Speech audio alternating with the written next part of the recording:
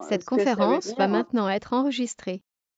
ce que ça veut dire en termes d'achat maintenant responsable, en fait. Donc, cette notion d'achat responsable, elle vient réellement du concept de responsabilité sociétale des entreprises. Et ce que la norme ISO 20400 dit, donc la norme ISO 20400, c'est une norme qui découle de la norme ISO 26000 qui est vraiment dédiée à la responsabilité sociétale de l'entreprise. Donc, ce que dit cette norme, donc la définition en réalité des achats responsables, c'est vraiment des achats qui préservent donc de manière équilibrée et dans la durée l'intérêt environnemental, social et économique de l'ensemble des parties intéressées, donc de l'ensemble des parties prenantes, et qui servent notamment la performance, bien sûr, de l'organisme donneur d'ordre à court, moyen et long terme. Mais moi, je rajouterais une partie qui sert aussi, finalement, je pense, la performance même du fournisseur et du prestataire également. Il y a une étude qui a été réalisée la fin 2020 sur les achats responsables par l'Observatoire des achats responsables et qui montre que cette notion d'achat responsable, elle se déploie dans de plus en plus d'organisations et de toute taille en réalité. Donc, et ça, bon, alors malgré ou comme je l'ai dit, ou grâce au contexte particulier de 2020, mais néanmoins, ce que l'on voit, c'est que en 2020, on a vu que de plus en plus d'organisations avaient mis en place une démarche d'achat responsable dans dans leur entreprise. Donc maintenant, comment est-ce que on considère une politique d'achat responsable finalement? Concrètement, qu'est-ce que cela veut dire? Donc une politique d'achat responsable, c'est vraiment une politique d'achat qui va regarder 4 éléments. Donc on voit bien qu'on a toujours les 3 éléments principaux qui sont qualité, coût, délai. Mais là, on ajoute bien sûr la dimension RSE, mais on ajoute d'autres dimensions à la qualité, au coût et au délai. Je m'explique. Donc, dans la qualité, bien sûr, on parle de qualité de produits et de services associés et d'usage éventuellement aussi. Quand on parle de délai, on parle bien sûr de délai de fabrication, de délai de livraison, mais on inclut aussi les délais de paiement. Les délais de paiement dans les achats responsables est important. Donc, délai de paiement, c'est je respecte bien sûr la loi en vigueur, mais je peux aussi aller au-delà et travailler de manière intelligente avec mes fournisseurs et d'imaginer quels seraient les délais de paiement qui pourraient convenir aux deux parties. La notion de coût, bien sûr, mais dans la notion de coût, ici, on va regarder la notion de coût total de possession. Alors, je m'explique.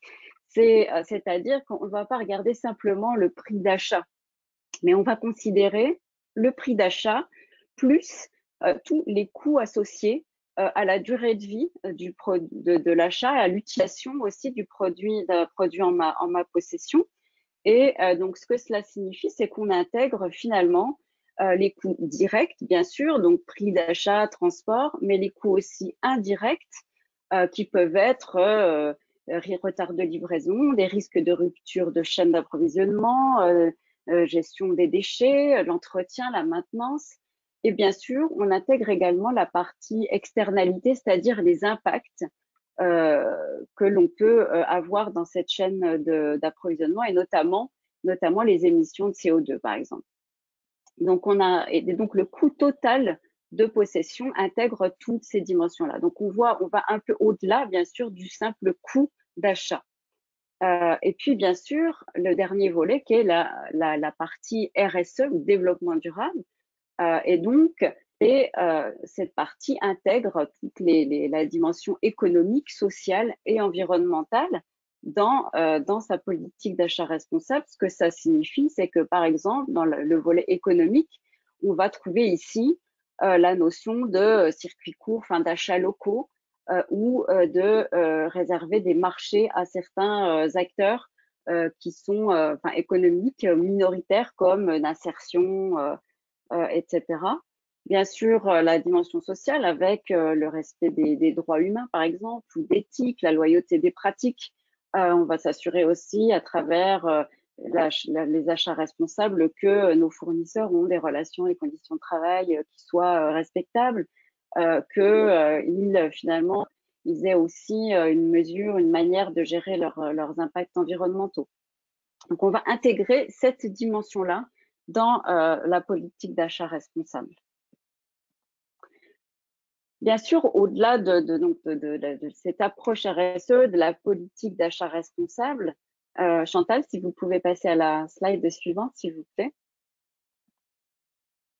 Ce qui est important de regarder, c'est bien sûr quels sont en fait, les bénéfices aussi que une politique d'achat responsable peut apporter à l'entreprise. Désolée, hein, il y a un petit bug. On va arriver à passer à la page suivante. Je suis vraiment désolée. D'accord, ça marche, pas de souci. Je continue. Ça marche. Donc bien sûr, quels sont en gros les bénéfices de cette politique d'achat responsable? C'est bien sûr de mieux évaluer et structurer, évaluer et structurer une démarche d'achat, mais c'est aussi bien sûr de maîtriser durablement les coûts. On l'a vu à travers la dimension coût total de possession. Donc ça permet vraiment d'avoir cette approche de maîtrise des coûts sur la durée. Okay. Et puis également de pouvoir répondre à des marchés, à des appels d'offres qui intègrent des critères sociaux et environnementaux. Donc, ça va permettre aussi de pouvoir montrer que on s'inscrit dans cette démarche-là et ça va nous donner accès à des marchés, à d'autres marchés. Ça permet aussi de gérer, bien sûr, comme on l'a dit, les risques et de sécuriser la chaîne d'approvisionnement. Notamment, c'est un exemple, en privilégiant un approvisionnement circuit court, local. Et puis, ça permet aussi de développer de nouvelles relations avec les fournisseurs, les sous-traitants, de nouveaux partenariats. Et cela permet également d'allier performance, innovation. Et puis, c'est finalement aussi un facteur de différenciation, puisque comme je vous l'ai dit plus haut, effectivement, ça permet d'accéder à de nouveaux marchés, par exemple. Là, sur la partie droite du slide, c'est des exemples finalement d'entreprises, de PME qui ont mis en place des initiatives et une démarche d'achat responsable. Et donc, j'ai pris quelques exemples pour illustrer finalement les bénéfices. Et donc, le premier, c'est, là, on parlait de réduire l'impact environnemental des activités. Donc là, eux, ils ont choisi finalement de regarder la partie transport et de restreindre finalement une part de leurs achats à des achats plutôt locaux, donc dans un périmètre, par exemple, de 70 kilomètres. Il y a une autre illustration, je l'ai de nouvelles relations de partenariat. Eh bien, on voit là que une entreprise, en s'appuyant sur ses fournisseurs et différents partenaires, ils ont pu développer finalement une filière de recyclage des produits en fin de vie. Et puis enfin, une autre PME qui a mis en place une démarche globale d'achat responsable et qui permet de capter l'innovation, de regarder l'impact des produits de sa fabrication jusqu'à sa fin de vie et d'imaginer des pistes d'amélioration, d'innovation pour être plus efficace. Et puis, ils s'engagent à raisonner en coût global, comme je le disais tout à l'heure, et puis à réinterroger finalement leur manière de consommer, leur comportement, la notion de recyclage ou encore d'approvisionnement local, encore une fois. Donc, on voit que ces dimensions-là reviennent assez régulièrement. Donc, concrètement, comment est-ce qu'on s'y prend pour mettre en place une démarche d'achat responsable? Donc, on a moi j'ai identifié 5 grandes étapes et je me suis beaucoup inspirée de ce que définit l'ADEME en termes de démarche d'achat responsable. L'ADEME étant une source vraiment très, très intéressante pour cette thématique d'achat responsable. Elle fournit énormément d'informations, énormément d'outils finalement qui sont en libre service et qui permettent d'aider à structurer cette démarche. Donc, 5 grandes étapes finalement. La première étant de se former ou de se sensibiliser et de former aussi les équipes aux achats responsables. Donc, c'est vraiment cette dimension de sensibilisation, comme on le fait finalement aujourd'hui. Mais ça peut être aussi de mieux connaître les référentiels, les réglementations, de connaître des dispositifs d'aide ou de mise en place de politiques et de démarches d'achat responsable. La deuxième étape, elle est très importante. C'est vraiment l'étape qui va déterminer ensuite la manière de définir la politique et la stratégie. Donc, c'est d'analyser ces enjeux, les risques qui occurrent à travers la chaîne d'approvisionnement, d'imaginer bien sûr quels sont les impacts aussi des pratiques d'achat existantes, et puis quels sont les acteurs, les parties prenantes clés dans cette politique d'approvisionnement.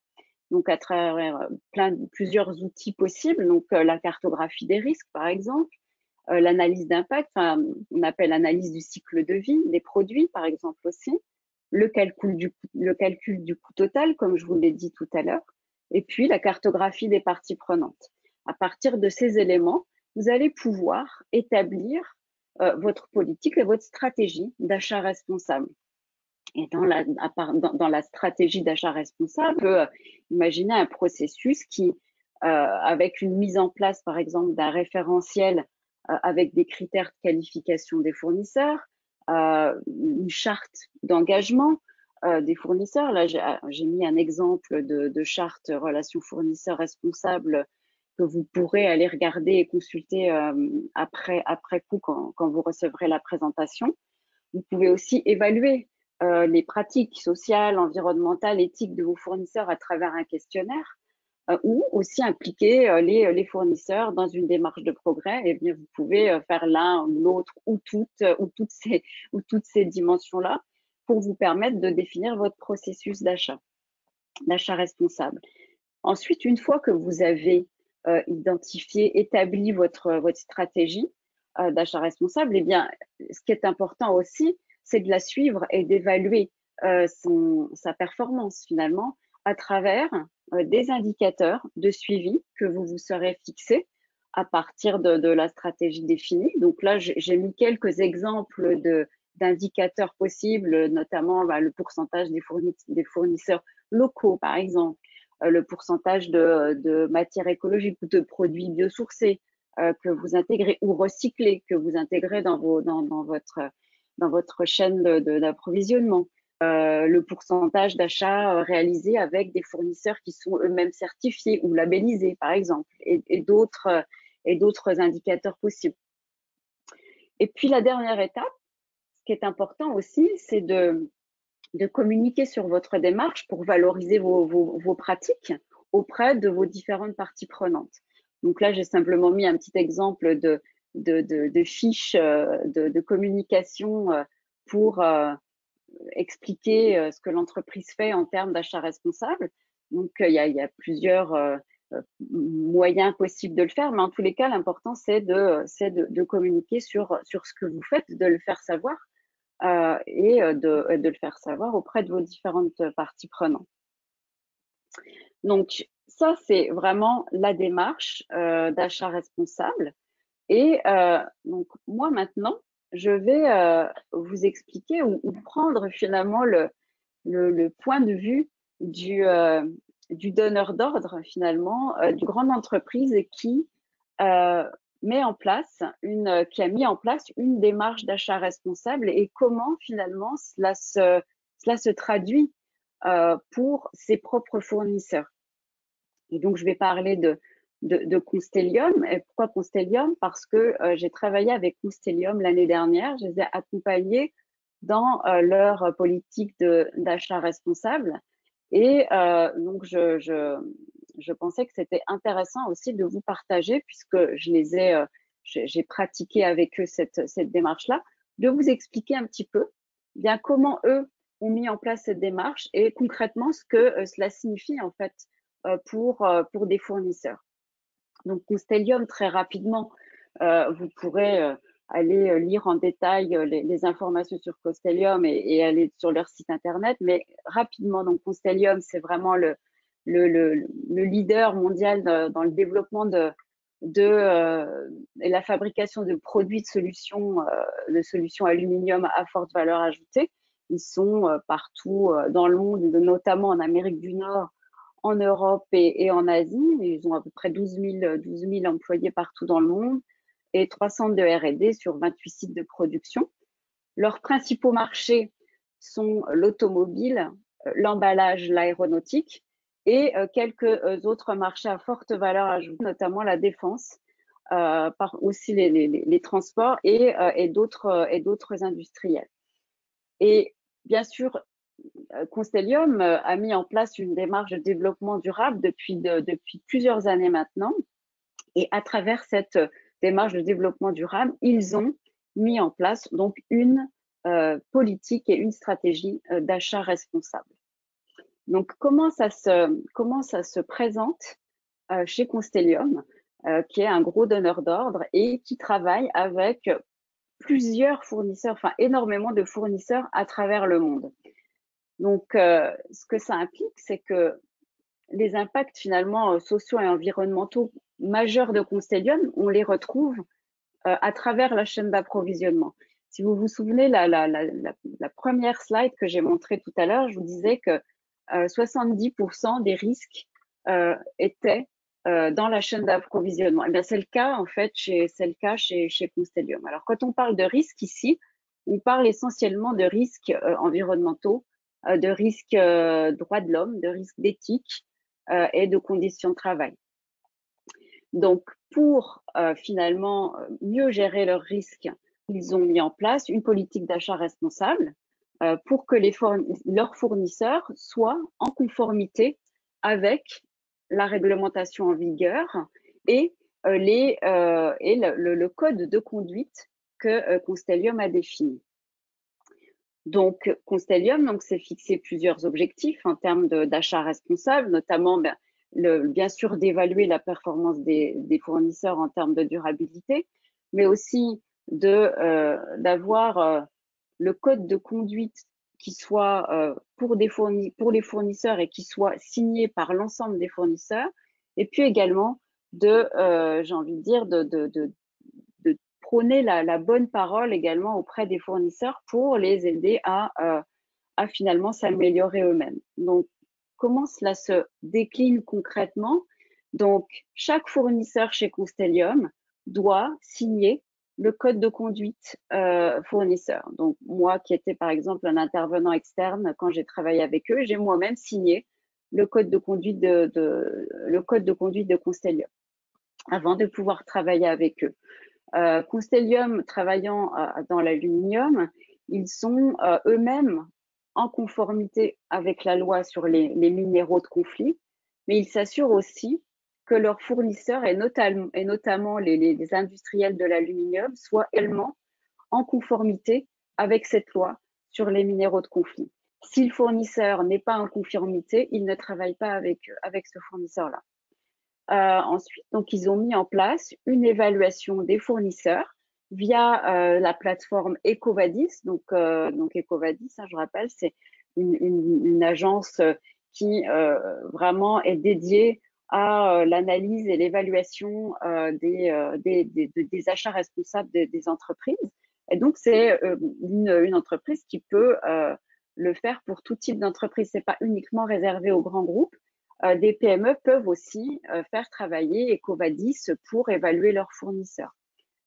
Donc, évaluation des fournisseurs, mais des fournisseurs principaux, c'est-à-dire ceux qui représentent vraiment 70% des dépenses du groupe. Okay, donc, cela se présente.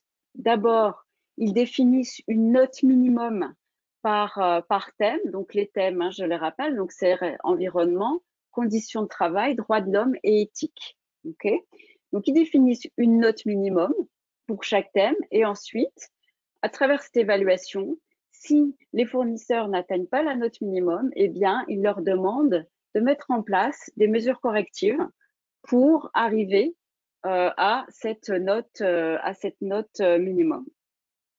Sur certains secteurs ou certaines régions, notamment des régions qui présentent des risques un peu de pratiques non conformes à l'éthique, donc c'est-à-dire travail forcé, travail des enfants, eh bien, Constellium met en place un audit sur site 2 fois, je crois que c'est tous les 2 ans, pour s'assurer que les pratiques minimum en fait sont respectées. Et puis, ils mettent en place bien sûr une formation aux équipes achats pour accompagner les fournisseurs à travers ce processus d'évaluation et les guider et pour leur permettre eux-mêmes finalement de s'améliorer et d'intégrer, pourquoi pas, ces dimensions aussi dans leur manière à eux de travailler. La politique d'achat responsable aussi chez Constellium passe par l'intégration d'aluminium recyclé dans leur chaîne de production. Ils travaillent pour ça avec bien des spécialistes du recyclage, de la collecte et du recyclage, et qui permet de revaloriser finalement l'aluminium recyclé et d'être réinjecté dans la chaîne de production des produits de Constellium. Et puis enfin, ils sont membres et fondateurs de l'ASI. Donc ASI, c'est Aluminium Stewardship Initiative.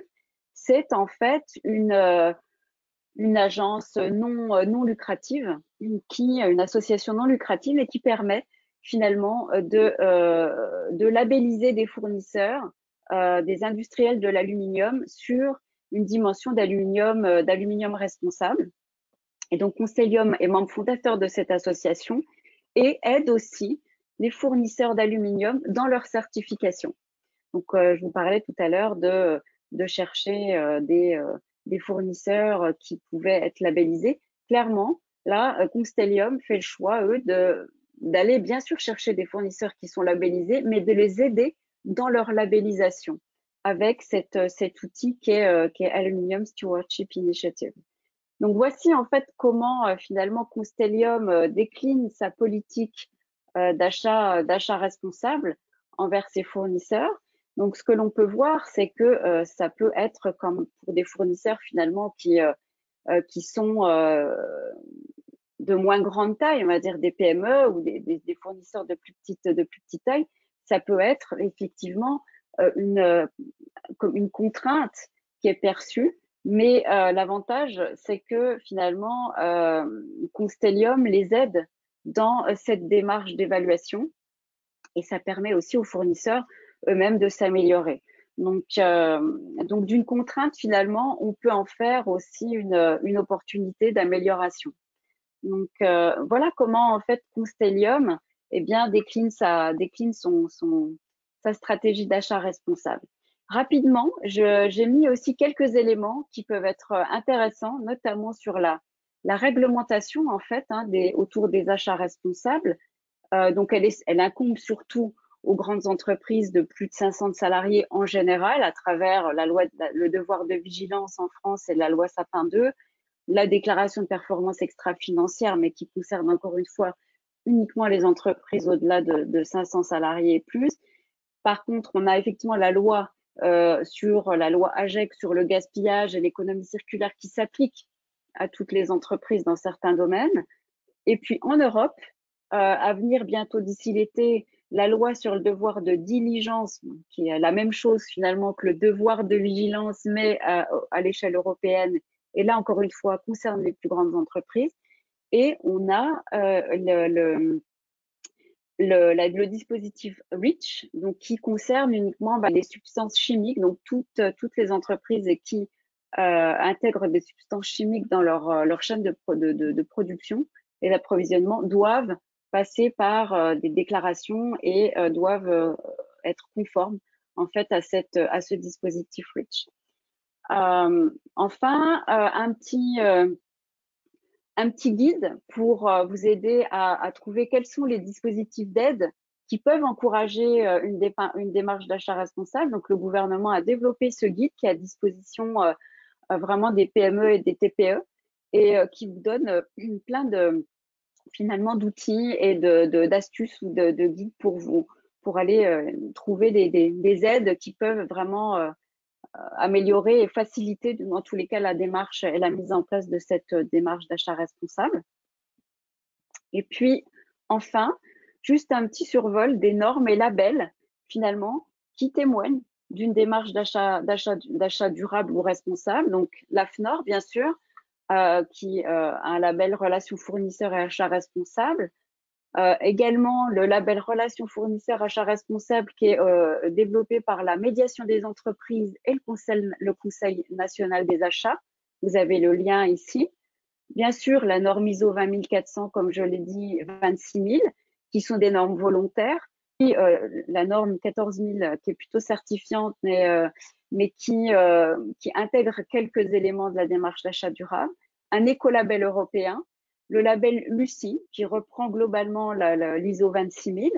Et puis, enfin, juste une petite étude si vous êtes intéressé.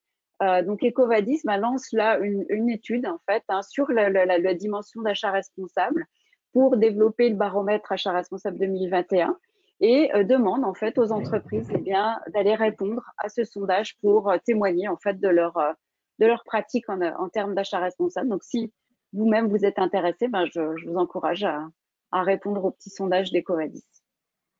Voilà pour moi. Merci beaucoup Séverine pour ce tour de piste et ce cadrage très complet.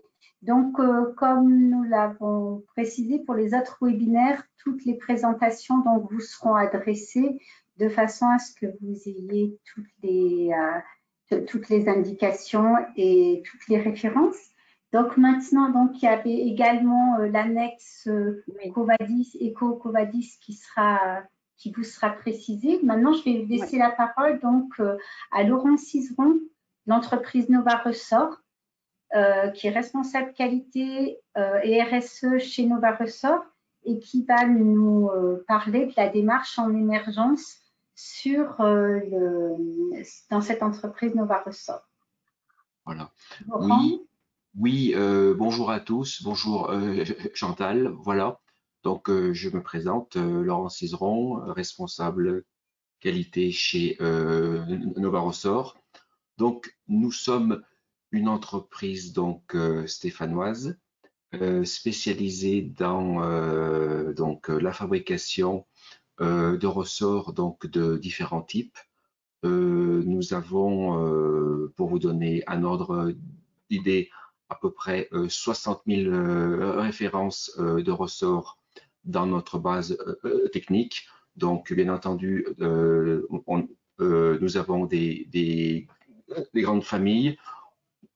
Nous fabriquons des ressorts de compression, de traction, de torsion, des ressorts spéciaux et des ressorts en plat. Donc l'entreprise a une très forte expérience. Elle existe depuis 1949. Son effectif est de 30 personnes et nous sommes donc titulaires de 3 certifications. ISO 9001 dans sa version 2015, EN 9100 donc, qui est donc spécifique pour l'aéronautique, et la norme environnementale ISO 14001. Alors au niveau de la démarche qualité, l'entreprise Nova Ressort a été donc certifiée pour la première fois en 1994. Donc il y a au sein de l'entreprise une culture qualité très forte et très bien intégrée. Donc, au niveau de la partie achat, il y a bon, comme nous sommes une PME avec un mode de fonctionnement assez fluide et assez dynamique, il y a une grande synergie entre les différents services de l'entreprise et notamment entre les achats et la qualité. Nous privilégions depuis une bonne dizaine d'années les achats en locaux avec les fournisseurs et des partenaires en proximité. Nous effectuons aussi certains achats auprès des ESAD et du centre de détention de la Talaudière. Et nous avons mis en place et étoffé donc des outils pour donc effectuer un référencement et une classification des fournisseurs. Donc, nous avons donc un questionnaire qui a été développé en collaboration donc avec le service achat et la qualité, une charte éthique et bien entendu pour vérifier la pertinence et la crédibilité des informations qui sont formalisées dans ces réponses, nous pouvons engager, le cas échéant, des audits pour vérifier les informations. Donc, la première partie de ce questionnaire, c'est une partie qui est relativement classique. C'est la partie administrative. Donc, on va retrouver, bien entendu, le cachet de l'entreprise, son année de création, le statut juridique, les principaux interlocuteurs, la nature et les produits ou prestations ou services que va donc délivrer l'entreprise, les effectifs au niveau du personnel et une indication en termes de chiffre d'affaires. Ensuite, donc, comme nous sommes titulaires d'une certification ISO 14001, nous devons bien entendu faire en sorte que nos partenaires, même si ils ne sont pas titulaires d'une certification environnementale, aient quand même un minimum de requis et de bonnes pratiques dans leur organisation. Donc, il y a donc une partie environnement responsable.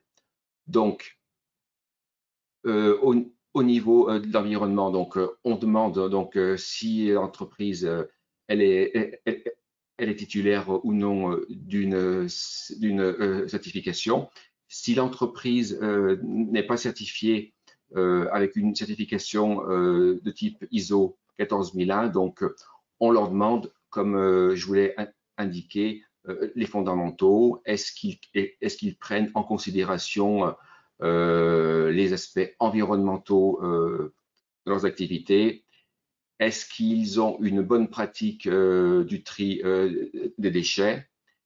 Est-ce que ces déchets sont traités par un organisme habilité qui va donc délivrer des BSD?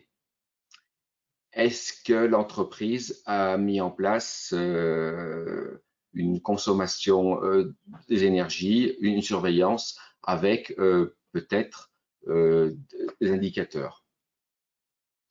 Est-ce que l'entreprise fournit des produits avec des feuilles de données de sécurité? Donc là, dans ces cas-là, c'est donc les produits chimiques. Est-ce que l'entreprise a pris des dispositions concernant la réglementation RoHS et la réglementation REACH? Et est-ce que l'entreprise, donc, éventuellement, est titulaire d'un certificat ou bien est-ce qu'elle a commencé à mettre en place un planning pour la mise en place d'une certification.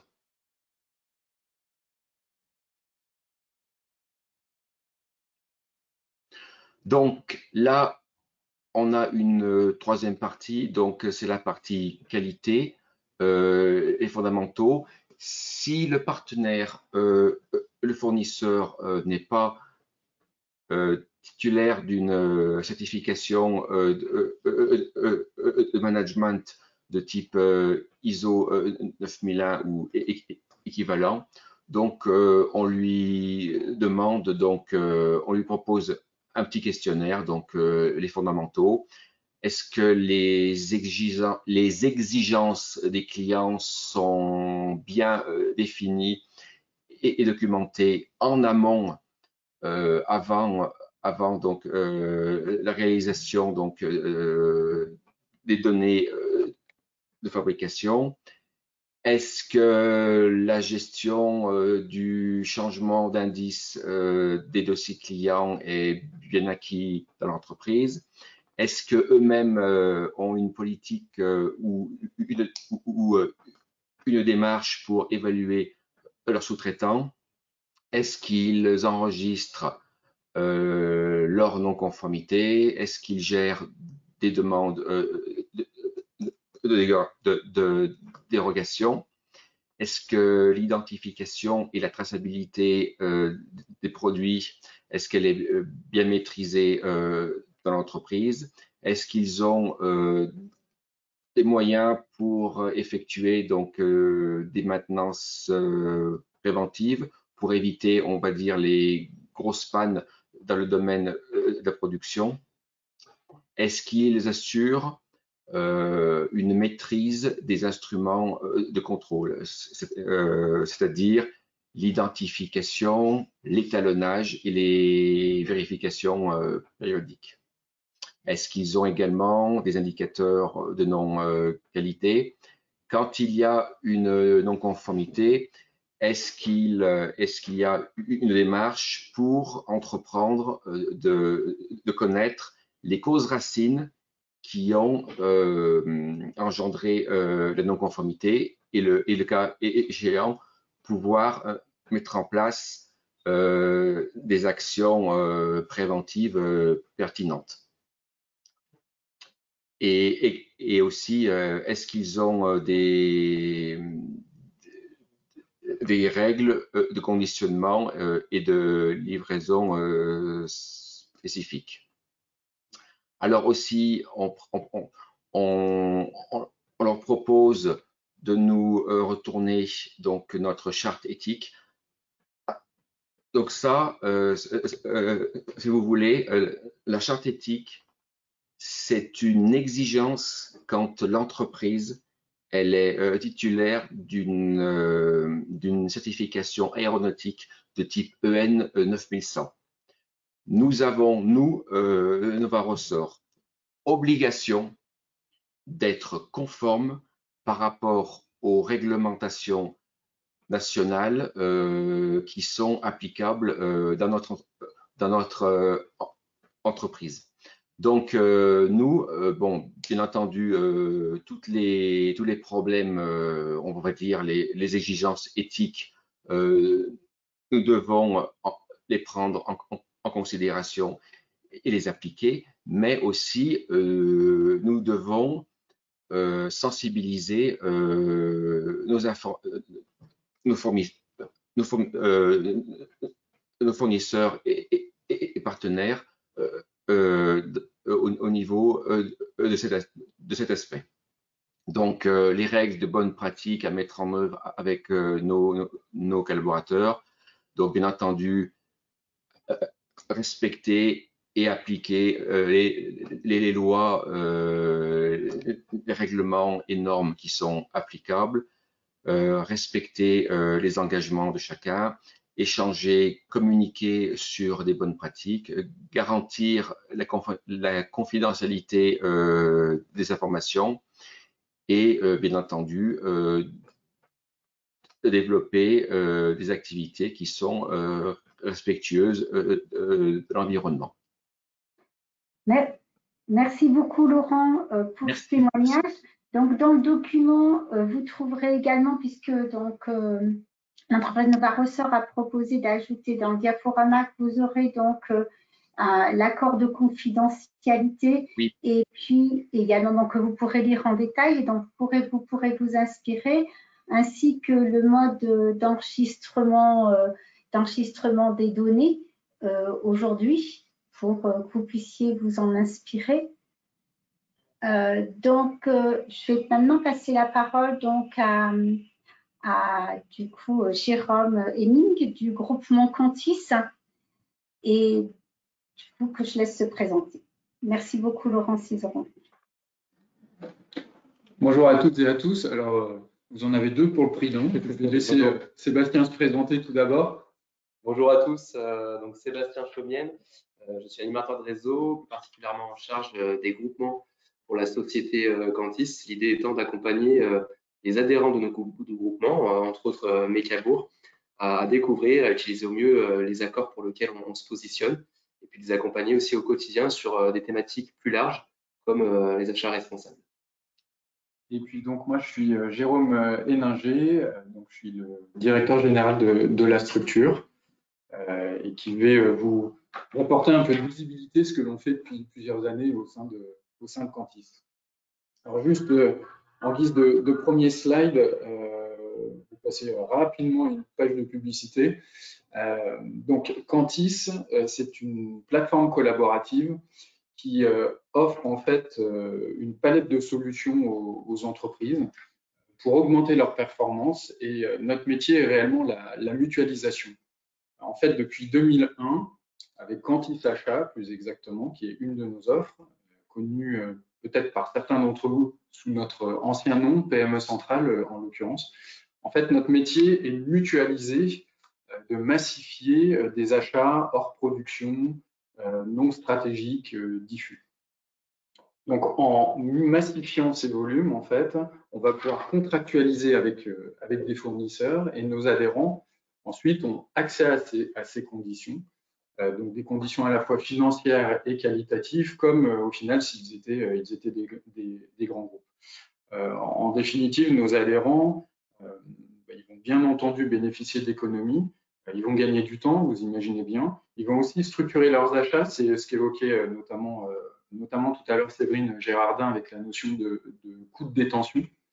Et surtout, ça va leur permettre de se recentrer sur leur stratégique, leur mission stratégique.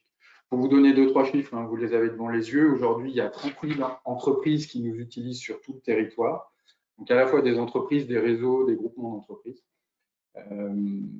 L'écosystème regroupe 200 fournisseurs référencés. Tous ensemble, nous achetons plus de 200 millions d'euros à fin 2020. En fait, c'est un peu plus, mais ça, c'est un chiffre d'affaires net, ce qui représente plus de 3500 véhicules par an, plus de 2 millions de fournitures de bureaux. Donc, vous imaginez, ça fait pas mal de stylos et de gomme. 36 millions d'euros d'intérim, surtout dans une période comme celle que nous avons connue, où c'est un peu plus calme. Et puis, 33 millions d'euros en location de matériel. Alors, si on continue et que l'on raccroche les wagons sur le sujet d'aujourd'hui, en fait, à la question quelle est votre définition de la RSE chez Cantis, en fait, vous l'aurez compris à travers le premier slide, c'est que depuis le départ, en fait, l'idée de développer Cantis, c'est plutôt un état d'esprit et puis une logique de construire ensemble. Et de construire ensemble, mais une société qui, pour nous, qui serait au-delà de la croissance économique classique et puis de la création de la valeur financière, c'est aussi de le faire avec une vision à plus long terme et avec une vision plus globale de la performance. Alors, il faut savoir que dans notre parcours avec Gaëtan, qui est aussi dirigeant de Cantis, on a passé pas mal de temps et on passe pas mal de temps au CJD, le Centre des jeunes dirigeants. Et en fait, le CJD a développé cette notion de performance globale depuis des années. Donc, la logique, elle est vraiment de dire, OK, une entreprise doit se développer, mais sur 4 axes du développement durable à l'époque, l'économie, l'humain, la société et l'environnement. Donc, en fait, nous, on est convaincus que notre métier, bien entendu, c'est de vendre des économies, mais que notre mission, elle est bien plus large que vendre uniquement des économies, et qu'elle est aussi d'aider nos adhérents à monter en compétence sur les achats responsables et la RSE. Donc ça, c'est notre conception au final de la RSE chez Cantis. Ça fait vraiment partie de notre valeur ajoutée.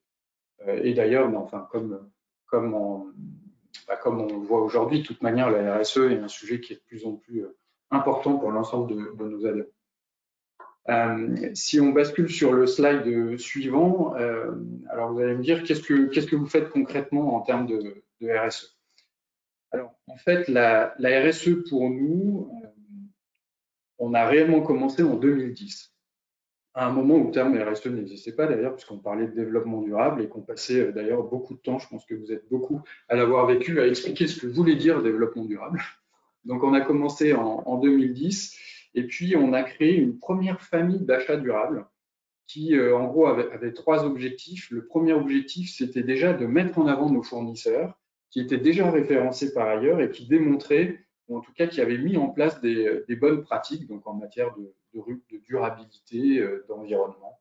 On a intégré les sujets d'insertion dans l'intérim, par exemple, la gestion des boues dans les locations de matériel quand vous ramenez par exemple une mini-pelle ou un matériel BTP. Le deuxième objectif, c'était de contractualiser avec de nouveaux fournisseurs que l'on ne connaissait pas forcément. Donc, sur des sujets de gestion des déchets, parce que c'est vrai que la norme ISO 14001 était souvent la gestion des déchets était un vrai sujet. Donc, on a notamment contractualisé avec de nouveaux fournisseurs dans cette logique-là. Et puis, le troisième objectif, c'était aussi d'épauler nos adhérents à trouver des fournisseurs qui, pour le coup, n'étaient pas forcément durables, mais qui permettaient la mise en place d'un SME, enfin d'un système de management par l'environnement ou par la qualité. Je donnerai un exemple. Par exemple, les bacs de rétention. Ça n'a pas grand-chose de durable puisque c'est lourd, c'est du fer, etc. Donc à transporter, c'est souvent même une hérésie en termes de développement durable. En revanche, il vaut mieux avoir des bacs de rétention que de ne rien avoir du tout. Voilà, donc ça, c'est ce qui nous a porté dès 2010. Et puis, une autre action concrète, c'est qu'on a décidé maintenant, il y a un peu plus d'un an, un peu plus même, avec les adhérents, de construire notre propre référentiel RSE. Donc là aussi, pour pouvoir noter nos fournisseurs référencés. Donc, depuis maintenant quelques temps, à chaque nouvel appel d'offres, on intègre un questionnaire et puis nos adhérents, bien entendu, ont accès à l'analyse, aux notes, aux réponses obtenues de la part des fournisseurs. Donc là, c'est clairement en fait un outil de mutualisation parce que si chaque adhérent devait faire ce travail de fourmi, c'est un travail prenant, enfin très très chronophage. Et donc là, on mutualise les ressources et puis du coup, on mutualise aussi les résultats. Concrètement, ce référentiel, on l'a construit sur 6 critères d'évaluation. Alors, je tiens à préciser qu'en fait, on l'a construit nous-mêmes parce que au départ, on s'est dit, en fait, on a un club RSE chez nous, qui était d'ailleurs un club QSE, qui a évolué au fil du temps en club QHSE et qui est devenu un club RSE. Mais quand on commençait à regarder un petit peu les outils qui existaient, notamment à destination des PME, PMI et ETI, souvent les outils, alors peut-être parce qu'on était un petit peu en avance ou trop tôt dans la démarche, mais souvent les outils qui existaient étaient plutôt des outils pour des groupes. Et donc, on avait assez peu de résonance sur l'intérêt à poser certaines questions par rapport à des questions qui n'étaient pas forcément formulées comme on le souhaiterait. Donc, c'est pour ça qu'on l'a construit. Nous l'avons construit nous-mêmes. Alors, bien entendu, il est visé par un organisme externe, pour ne pas être jugé parti. Mais nous sommes restés sur 6 critères d'évaluation, donc sa maturité RSE, son impact environnemental, son impact social, sa capacité à acheter lui-même responsable, son évaluation RSE, et puis, bien entendu, tout à l'heure, on en parlait notamment via les lois Sapin et autres, sur son éthique. Voilà. Et puis, dernière action concrète, il y a quelques mois aussi, on a lancé un appel d'offres énergie verte souvent ce que je dis, la vraie énergie verte, c'est-à-dire pas par un jeu de compensation carbone. Si pour clôturer, peut-être en guise de transfert un petit peu d'informations que nous on a pu répertorier au fil du temps, peut-être des écueils à éviter.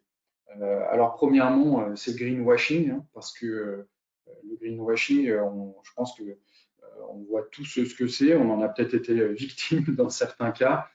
Bon, bah ça, clairement, il faut se méfier, bien vérifier, parce qu'il existe encore beaucoup d'entreprises qui en fait font de la RSE pour de mauvaises raisons, même si c'est de moins en moins vrai, je trouve, de par, on en parlait avec Sébastien tout à l'heure, mais de par la pyramide des âges.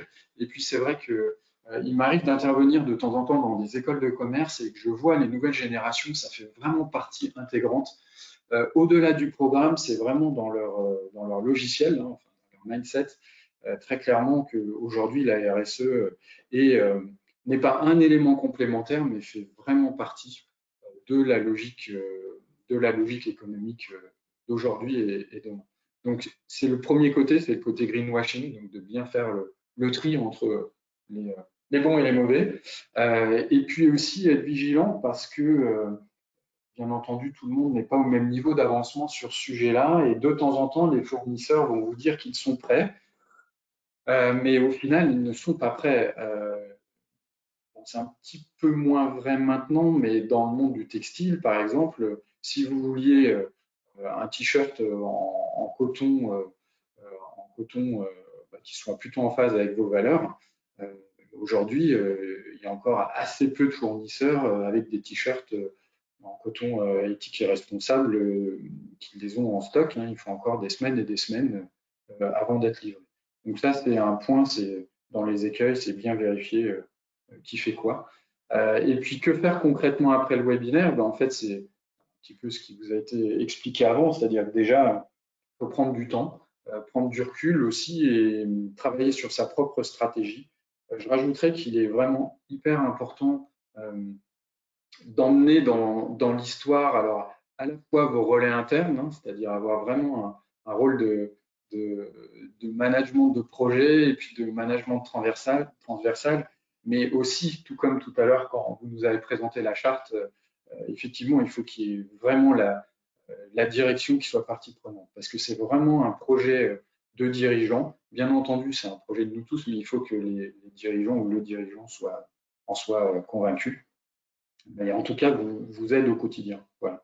Et puis après, c'est classiquement, hein, c'est déjà se tourner vers ces parties prenantes, parce qu'en fait, on découvre très rapidement qu'au final, c'est un peu comme Monsieur Jourdain, hein, en fait, la RSE, tout le monde en fait un peu aussi, soit sans le savoir, soit réellement sans en parler, parce que dans la RSE, il y a aussi une belle partie de bon sens, ce qui est rassurant d'ailleurs. Donc, se rapprocher de ces parties prenantes, savoir ce qu'ils font, ce sur quoi ils travaillent, peut-être co-construire, collaborer aussi sur des actions, se nourrir aussi, parce que certains de nos fournisseurs, généralement, ont déjà mis en place des choses qui fonctionnent, donc de pouvoir s'en inspirer pour après aller se nourrir à l'extérieur et puis le ramener dans son entreprise. Voilà, et puis après, aussi, peut-être en dernier point, je pense que faire partie de réseaux comme on fait tous partie ici, je pense que c'est aussi une des clés du succès, parce que pouvoir échanger entre pairs, là, entre nous, mais on gagne un temps absolument phénoménal, et puis de pouvoir échanger même après, hein, après cette session ensemble. Je pense que c'est surtout le moyen d'avancer plus vite, de s'assurer une veille, et puis aussi d'éviter de réinventer l'eau chaude, chacun dans son coin. Voilà un petit peu ce que je dirais. Je finirai par une citation. Je m'étais noté, il y a Henry Ford qui disait, quand on connaît le personnage, hein, on se dit qu'il n'est pas forcément très collaboratif, mais au final si, puisque c'est lui qui disait « Se réunir est un début, rester ensemble est un progrès, travailler ensemble est la réussite ». Et je pense que sur la RSE, très clairement, travailler ensemble, c'est la réussite. Voilà, j'espère qu'avec Sébastien, on aura pu vous apporter un peu de lisibilité sur ce que l'on fait, en tout cas ce que l'on a plaisir à faire ensemble. Merci beaucoup pour votre témoignage et puis pour la participation de tous à ce webinaire. Dans le chat, il y a eu très peu, voilà, peu de questions. Juste donc par rapport au code de bonne conduite de Constellium, pour information, donc il est bien unique et pas décliné dans chacun des pays, ce qui peut parfois dans ces codes de bonne conduite, notamment émanant de grands groupes, parfois surprendre par rapport à la législation qui est en vigueur dans certains pays. Donc, mais du coup, on est bien sur des codes de bonne conduite qui sont uniques. Et puis donc Justine proposait donc sur tous les aspects donc de Montblanc, enfin sur cet aspect RSE, rappeler que sur les achats responsables, donc Montblanc Industrie a mis en place un groupe de travail avec le groupement d'achat GIE Val Sort et Innoval. Ce groupe de travail démarre. Justine, tu veux peut-être en dire 2 mots? Oui, je peux peut-être rapidement, parce que je vois qu'on arrive au bout du timing, mais effectivement, on a une initiative côté Montblanc Industrie avec les entreprises, donc en partenariat avec le groupement d'achat, donc le GIE Valais 74 et la coopérative territoriale Innoval, qui nous apporte l'expertise sur ces sujets-là. On a lancé un groupe de travail avec les entreprises. Il y a une dizaine de membres, et puis on a identifié, je vois que ça parle parce qu'en fait, les sujets qui sont évoqués dans les témoignages précédents, c'est un peu les sujets qu'on a identifiés. On parlait de chartes ou de questionnaires pour les fournisseurs. On parlait de communication, d'applications internes et externes. Et ces sujets-là ont été identifiés et déclinés dans des axes de travail pour des sous-groupes par rapport au groupe de travail. Donc, il y a peut-être des interactions à faire. Ça serait bien qu'on puisse poursuivre les échanges à la suite de ce webinaire pour échanger nos pratiques, tout simplement. Merci. Oui, donc du coup, par rapport à ce webinaire qui, en principe, était le dernier, le dernier webinaire, donc des 4 webinaires qu'on avait prévus donc avec Montblanc Industrie, Mica-Loire, Mica-Bourg et Vilesta, on vous propose en fait d'organiser un webinaire de clôture qui aurait lieu donc le lundi 14 juin à 11h30 pour voir aussi lors de ce webinaire de clôture les modalités qu'on va pouvoir vous proposer pour continuer d'échanger entre les différentes grappes, puisque chacun des partenaires, donc comme l'a précisé Justine, a des groupes de travail où on va en mettre en place. Et l'objectif, donc ce qu'on vous proposera, c'est mi-juin de revenir vers vous et d'avoir un temps de webinaire de clôture. Si pour ce webinaire de clôture, vous avez des sujets ou des préoccupations ou des témoignages dont vous voulez faire part, n'hésitez pas à revenir devant vos interlocuteurs habituels des grappes. Merci beaucoup de votre participation. Et puis, du coup, vous aurez dans les jours qui viennent des éléments d'enregistrement et puis les présentations du webinaire. Bonne journée à tous. Au revoir. Au revoir. Merci. Merci. Au revoir. Merci aux intervenants. Au revoir. Au revoir.